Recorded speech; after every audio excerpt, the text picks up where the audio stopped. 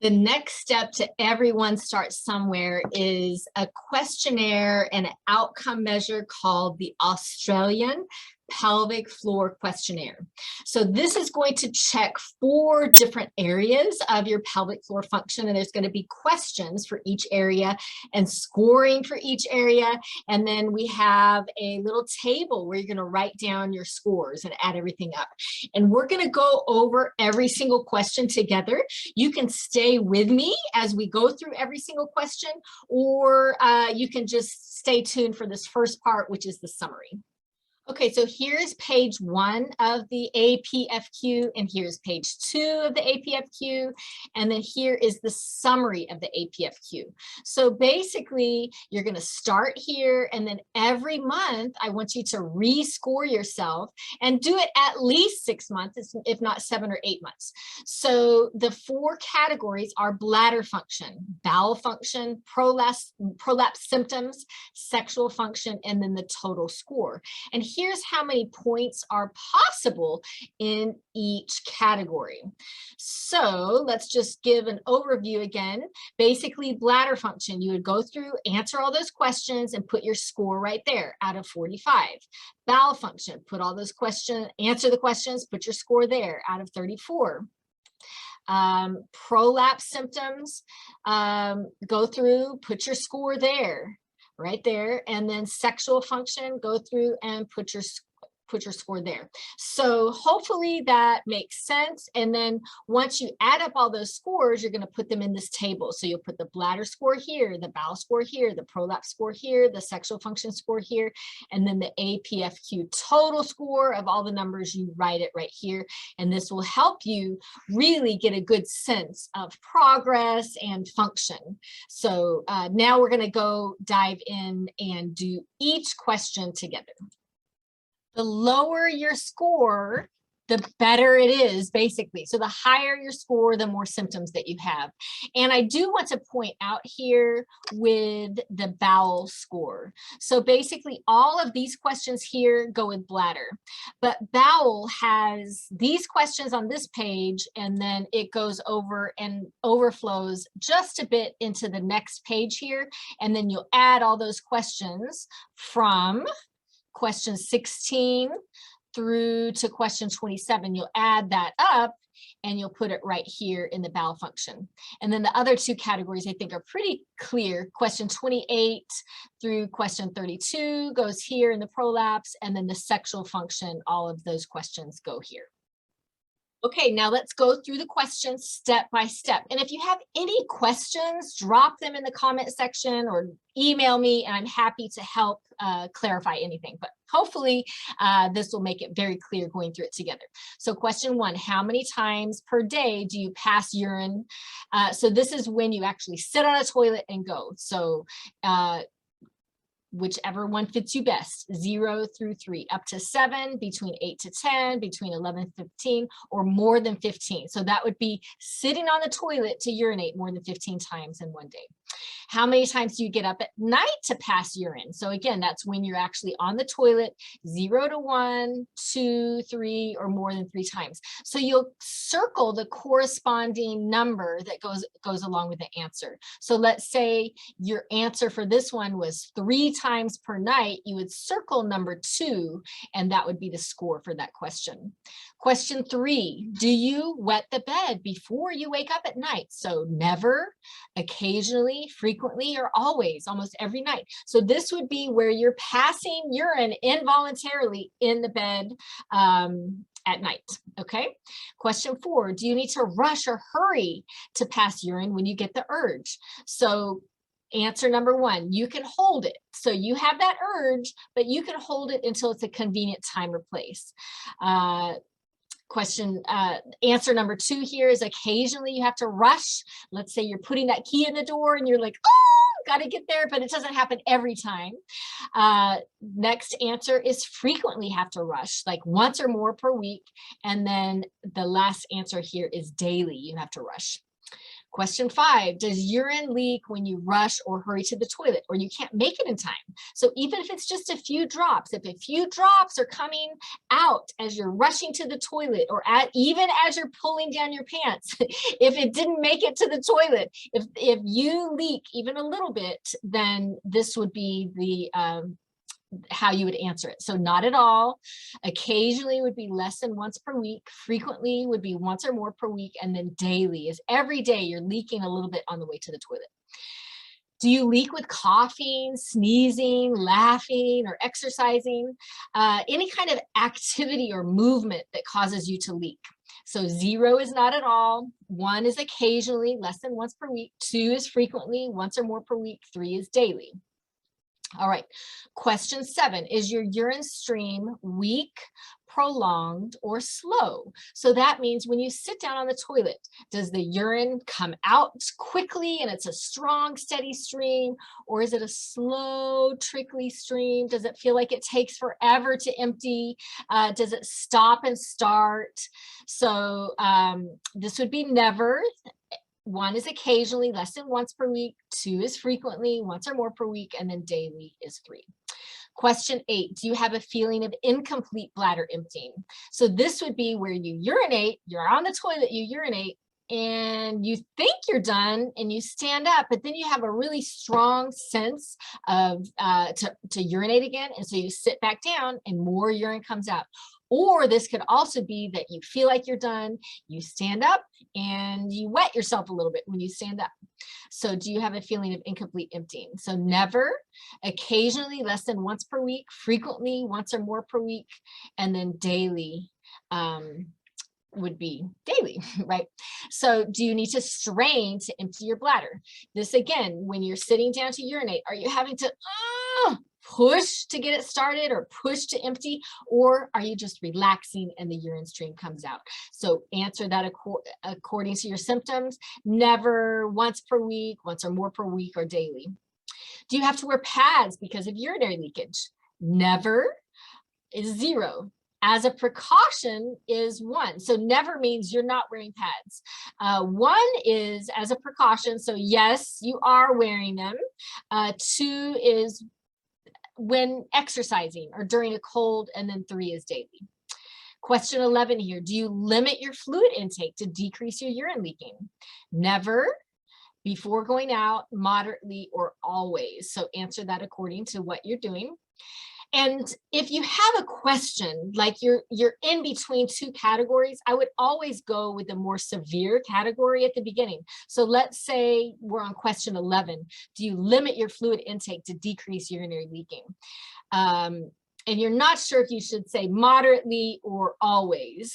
And so I would veer towards the always, and then that allows you more opportunity for progression. Do you have frequent bladder infections? No. 1 to 3 per year, 4 to 12 per year, or more than once per month. Do you have pain in your bladder or urethra when you empty your bladder? So the urethra is that canal where urine exits.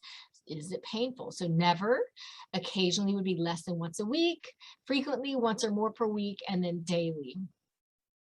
Does urine leaking affect your routine activities like recreation, socializing, sleeping, or shopping? And so really analyze your life. Like, have you modified your life because of the urine leaking? And if you have, how much?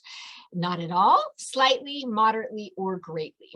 And this is pretty subjective. So, you know, kind of just looking at how much you're modifying. If you're modifying a lot of things, then I would definitely go towards greatly. If you're only modifying something once a month, then I would probably put slightly.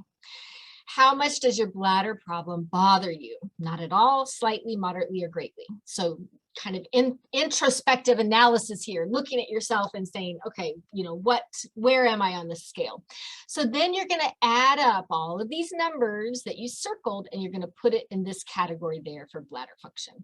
Now we're at bowel function. How often do you usually open or empty your bowels? I think that really means empty.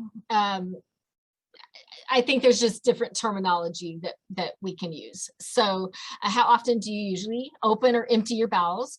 Every other day or daily, less than every 3 days, less than once a week, more than once per day. Okay.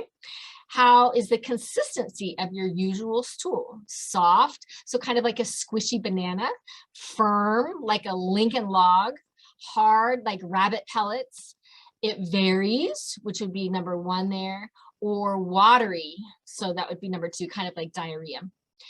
Do you have to strain to empty your bowels? So this would be, really pushing that stool out. There is a little bit of pressure that happens in your lower abdominal area to help move stool. So I'm not talking about any kind of pressure. I'm talking about straining and holding your breath. So how often is that happening? Never, occasionally, frequently, or daily. Do you use laxatives to empty your bowels? Never, occasionally, frequently, daily, and answer that according to what you're doing. Do you feel constipated? Never, occasionally, less than once per week, frequently, once or more per week, daily. This question is a little confusing how it's worded. And so you would answer this how with leaking. So do you leak? Do you leak gas, basically? If you leak daily, then you circle 3. If you leak frequently, once or more per week, you circle 2. If you leak occasionally, less than once per week, 1, or never is 0. Okay, now this is a continuation of the bowel questions. Do you get an overwhelming sense of urgency to empty your bowels? So you're feeling like, oh, I've got to go right now. Get out of my way.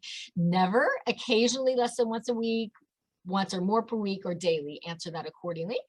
Do you leak watery stool when you don't mean to? So on those occasions that you do have watery stool, let's say it's diarrhea, do you have a little bit that comes out when you didn't mean it to? That doesn't mean that it's completely filling your pants, but did you have some that came out? Never, less than once a week, once or more per week, or daily. Do you leak normal stool when you don't mean to? So this would be looking at your stool. So generally that stool should be kind of like a squishy, soft, squishy banana. But if whatever your normal stool is it leaking when you don't mean to? So if it's hard rabbit pellets, are you leaking that? Is it a hard Lincoln log? Are you leaking that? Is it softer poop? Are you leaking that? And answer that accordingly. Never, less than once a week, once or more per week, or daily. Do you have a feeling of incomplete bowel emptying? So you go to the bathroom, you think you're done, but you just don't feel like you've emptied all the way. Never, less than once a week would be 1, once or more per week would be 2, and then daily would be 3. Do you use finger pressure to help empty your bowels? Let me show you what that looks like. So here we have a perineum. That's the vaginal opening. This is the labia. That's the perineal body, and that's the anus. And so sometimes people will use a finger and they'll press up on this area to help empty their bowels. Or sometimes people will even put a finger inside the vaginal canal and kind of press it back towards the rectum to help empty their bowels. And so that's what that means. The last question under the bowel section here, how much does your bowel problem bother you? Not at all, slightly, moderately, greatly. And so you're going to add all these questions up, and then you're going to come back over to the bowel function category and put that number there. Now we're going to prolapse symptoms. Do you have a sensation of tissue protrusion, a lump, or bulging in your vagina? Never, less than once a week, once or more per week, or daily. Do you experience vaginal pressure or heaviness or a dragging sensation, like you feel like your pelvis is about to fall out? Never, less than once a week, once or more per week, or daily. Do you have to push back your prolapse in order to void? So let's show you what that would look like. Very similar to what we just talked about, where if you're putting pressure there, but if you have a vaginal bulge, and depending on what's bulging, if it's the rectum and you push up and back, then that can sometimes help empty the rectum.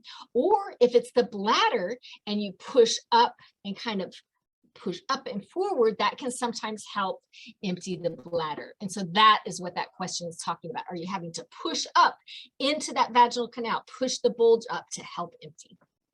So question 30 here is really, it says to void, but this next one is talking about your bowels. So this would be your bladder. Do you feel like you're having to press up to help empty your bladder. And then question 31, do you feel like you have to push back that prolapse to help empty your bowels? So never less than once a week, once or more per week, or daily, and then circle the corresponding number. How much does your prolapse bother you? Not at all, slightly, moderately, or greatly. So this is a very subjective question, and I encourage you to look at it and really analyze it in your life. And then write any other symptoms down here. I think that's helpful. So you score all of these together, and then you put that score there. And lastly, we are on sexual function. So are you sexually active? No, less than once a week, once or more per week, daily, or most days. So you're just going to kind of check that. If you're not sexually active, please continue to answer questions 34 and 42. But we're going to go ahead with proceeding as if you're sexually active. So if you, well, let's go ahead first and we'll say you're not sexually active. So you're going to do 34. If you're not sexually active, please tell us why. And so choose your answer there. And then 42, how much do these sexual issues bother you? Not applicable, not at all, slightly, moderately, greatly. And so if you're not sexually active, you know, answer the question accordingly to the number there. Now, if you are sexually active, then we're going to go to 35. So do you have sufficient vaginal lubrication during intercourse? Yes or no? This isn't reflective of anything negative. We just want to see where you are there. During intercourse, vaginal sensation is normal or pleasant, minimal. So minimal would be like you have vaginal laxity. You just don't have that same tone and sensation that you used to. Or painful would be insertion is painful, and then none. So 3 would be you have no sensation. Question 37, do you feel that your vagina is too loose or lax? Never, occasionally, frequently, or always. And clearly these questions, you know, right here from prolapse to sexual function, these are just targeting female bodies, people with vaginas. The 2 first sections can be answered by people with, you know, penises and that don't have vaginas, but these last 2 categories are specifically targeting female bodies and people with vaginas. So do you feel like your vagina is too loose or lax? Answer the question accordingly. Do you feel like your vagina is too tight? Is it painful? Is it difficult to insert a tampon? Is it difficult to insert a finger or a penis? Never, occasionally, frequently, always. Answer it accordingly. Do you experience pain with sexual intercourse? Never, occasionally, frequently, always. So this would be penetrative vaginal intercourse here. Where does the pain during intercourse occur? So not applicable, I don't have pain. At the entrance to the vagina, deep inside the pelvis, or both at the entrance and in the pelvis. Do you leak urine during sexual intercourse? Never, occasionally, frequently, or always. And then everyone answers question 42 here. How much do these sexual issues bother you? So answer it accordingly. Other symptoms, go ahead and write it in.